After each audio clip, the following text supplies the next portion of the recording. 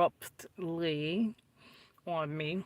But anyways, what I was saying was that if you let me stand too long in place, they had me greeting at work. My the wheels of my mind start twirling, and I come up with that's where my content comes from, girl. So I got my little. I love this. I got this from $1.25 Tree.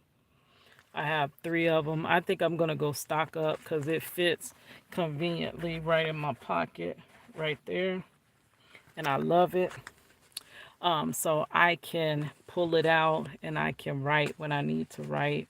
When I have my thoughts just hit me, usually I run and I get a piece of receipt paper and write it, or I'll be writing in the palm of my hand because I don't want to like lose a thought. Like I may never, I have experience when I've had some grand thoughts, and because I didn't write it down, I lost them.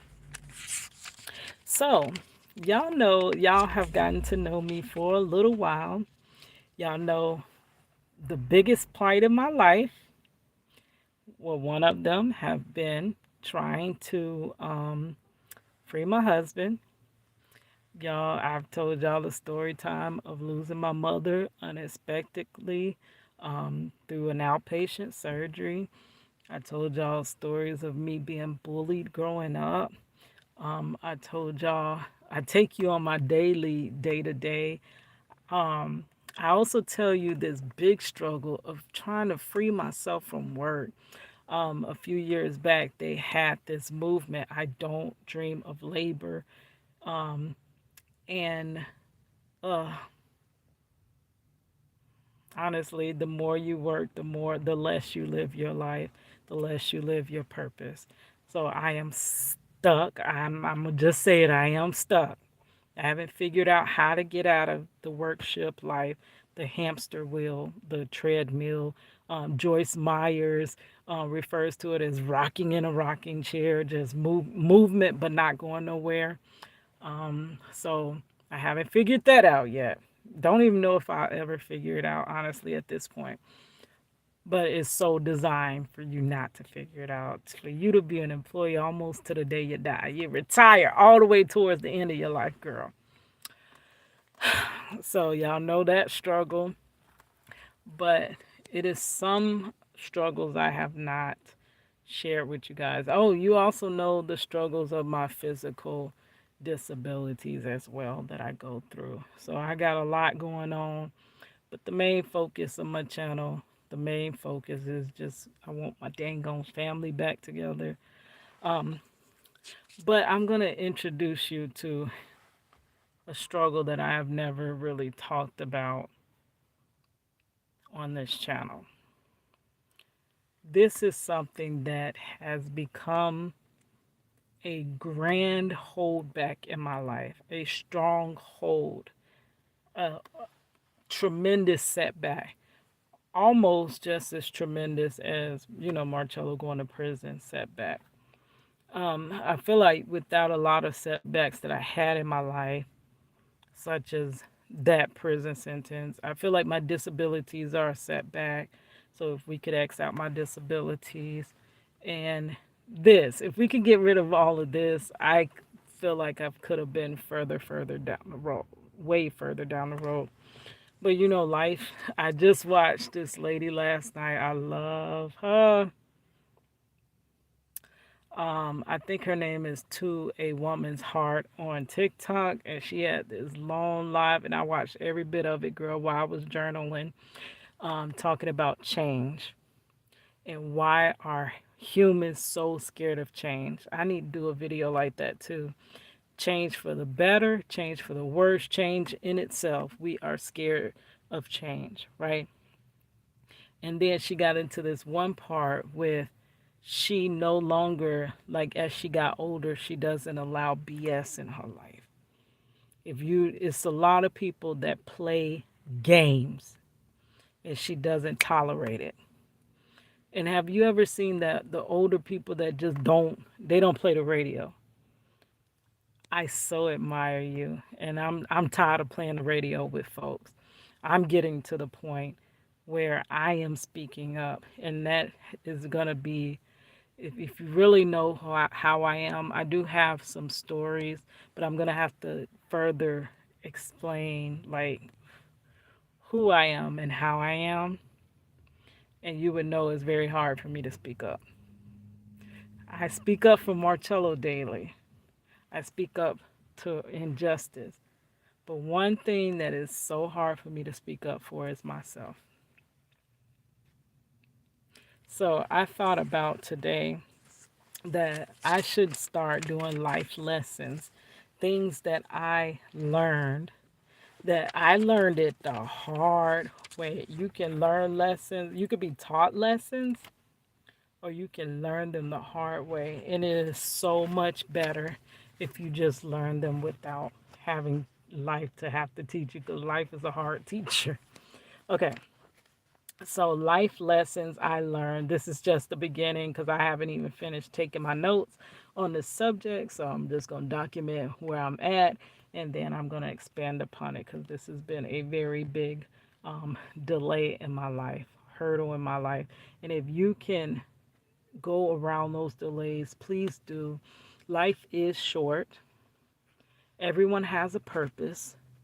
You want to get to your purpose within your lifetime. You can't deal with outside distractions and BS and disingenuous people. Okay, so for me, life lesson. I learned the hard way.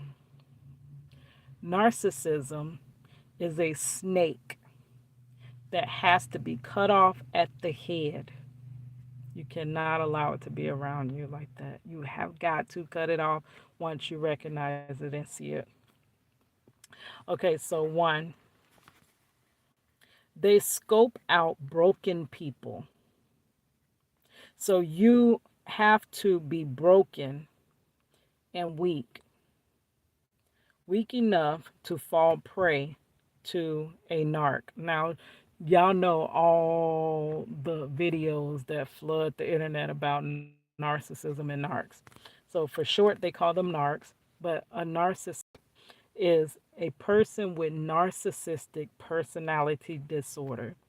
So they actually have a personality disorder. It is like it's something medically and kind of mentally,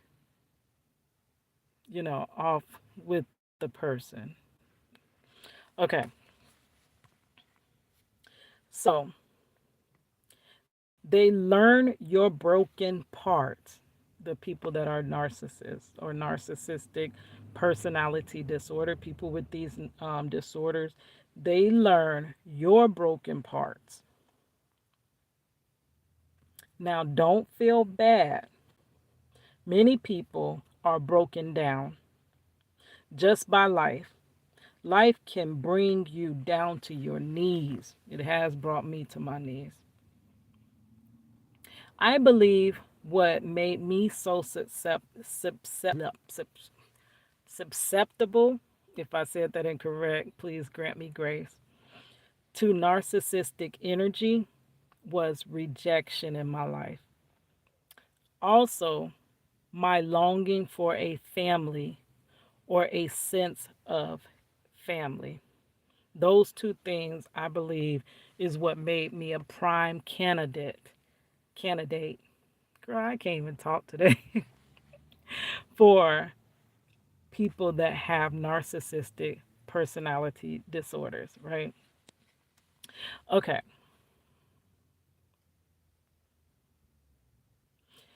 So, because of rejection I experienced at a very young age, people can see your brokenness. People seeing that I was broken. Some will try to help you, like genuinely just help you. You're having a hard time. Um, what can I do? Now, let me go back to it. I said rejection at a young age. That is because I was bullied for years, all middle school, some of high school. I wasn't quite bullied in elementary, but I was picked out and picked on because I was the only black child, in school. And I had, well, it was two of us, but I was the only black girl. and there was a black boy, you know.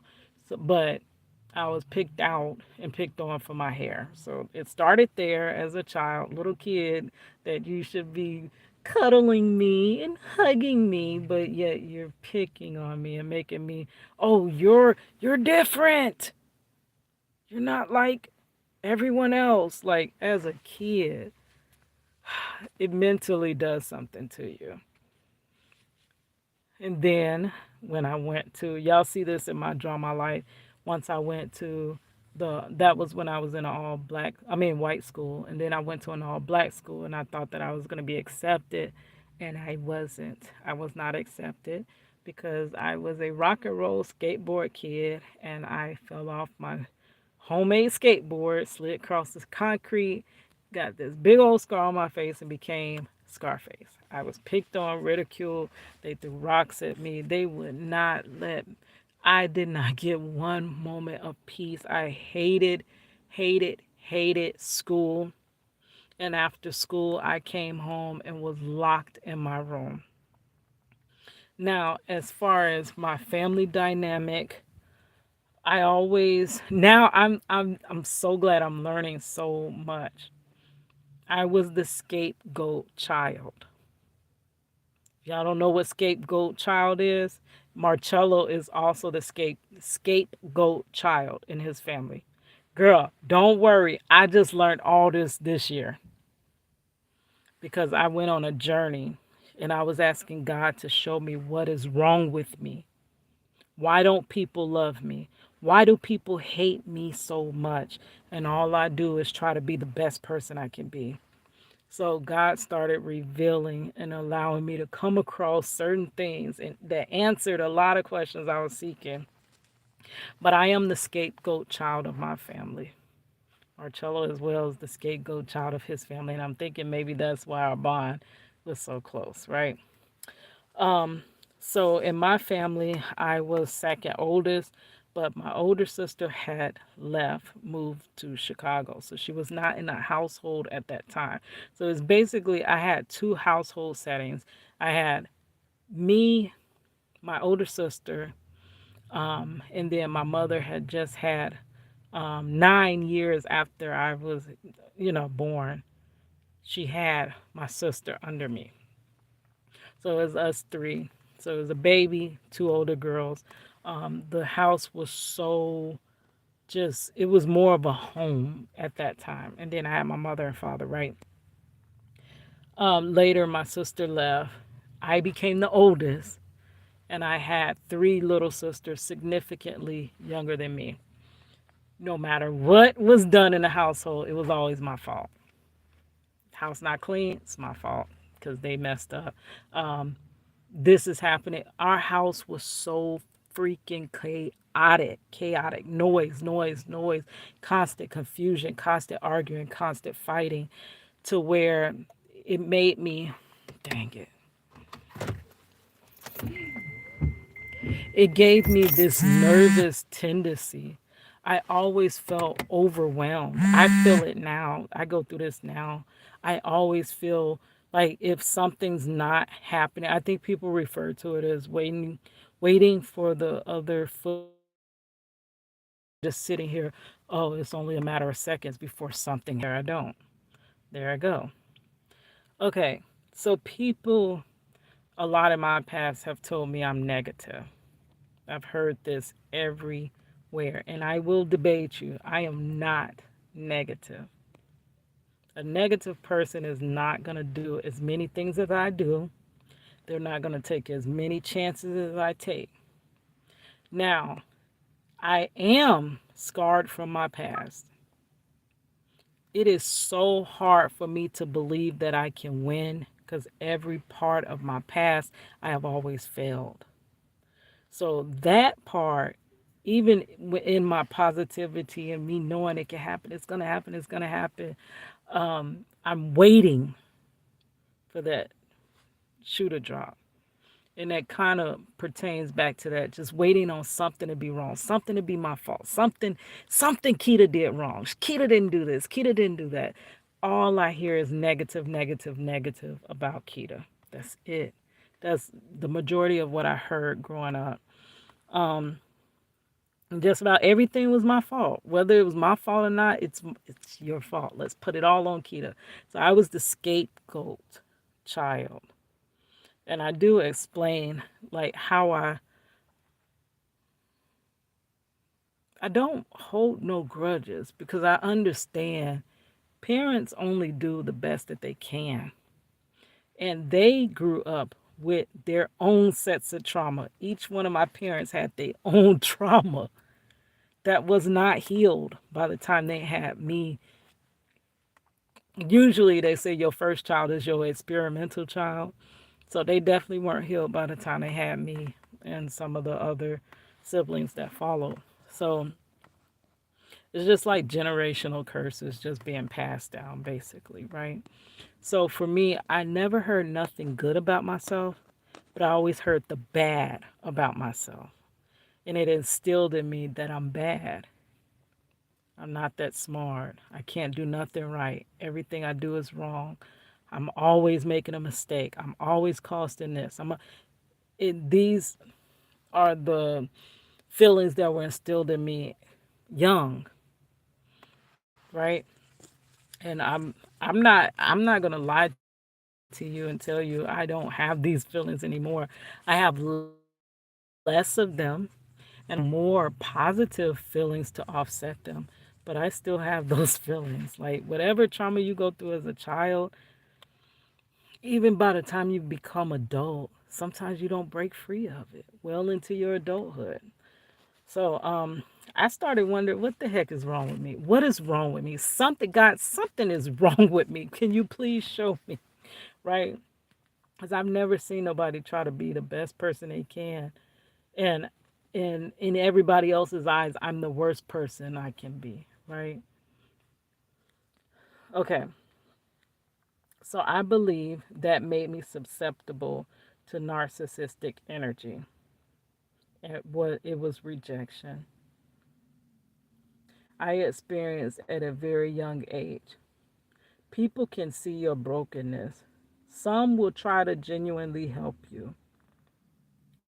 but beware, others will try to help. But some will come in clothed in the garment of help,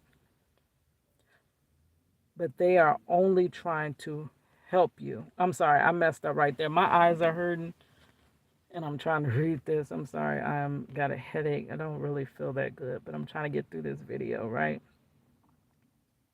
Okay, beware, some will come clothed in the garments of, they are only trying to help you. So I would say question.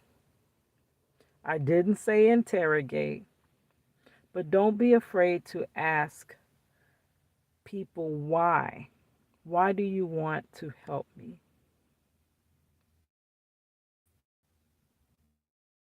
When meaning was like some people genuinely want to help you, and some people want to help you, but it's a lot of strings attached to their help.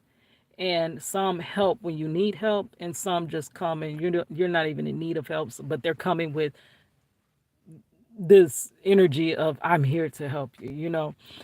And I would question it. If I could tell Kita of the past, question why people are trying to help you. Usually nobody wants to help me, right? But if some are trying to help, question their help, right? Not to them, just in your mind play through, does this help that they're lending feel genuine, or does it feel like a breadcrumb where they're helping me so that I can do something in return, or I can be.